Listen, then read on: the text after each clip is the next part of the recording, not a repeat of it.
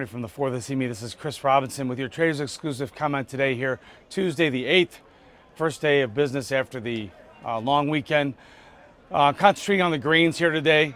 On Friday, September 11th at 11 o'clock, we're going to get another USDA update, supply and demand.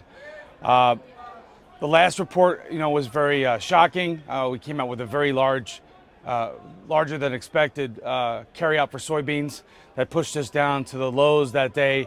We traded down to around 855. Since then, we've been in a backfilling back and forth. Same thing. December corn went down and traded 857 and a half, but has rallied back and since then been in about a 30-cent window. So that's what I want to talk about today. Look at those windows. If you look at December corn, you're looking at 357 to 387. That's a 30-cent window. We've got to break out of that one way or the other.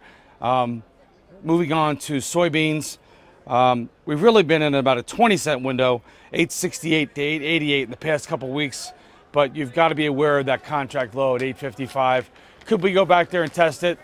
I don't know. We'll see. That's why we come to work on and trade on Friday. And then you look at what's going on with the wheat. The wheat is the weak sister of all three of the grains. It's only about a nickel off of its contract lows. If we did see corn and wheat purchases, you might see some continued pressure on the grains, because typically that's what the funds will do. They'll buy one contract, sell the other, buy corn or beans, sell wheat.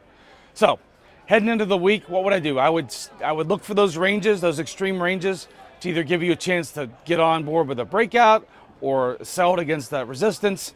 But at the end of the day, I talk about that. Look at that window. Are we going to break out of that trading window? Most producers don't believe the USDA. They believe their numbers are way out of whack, way aggressive with the yields for both corn and beans.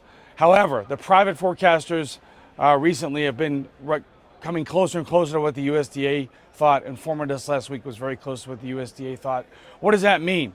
Well, it means that this is a big crop and it's getting bigger, and the time is closing for any sort of weather issue to really impact yields. Although the bulls, that's probably the last quiver in their arrow, and their arrow left in their quiver, excuse me, if they're looking for something to give us a bounce. Now, where are the funds? They're long 50,000 corn. They're short about 5 to 10,000 beans, and they're short about 20,000 wheat. That could change instantaneously on Friday. Make sure you've got a plan for what to do if the market goes against you. This is a market where you really have to use stops to control the bleeding in case it starts going against you.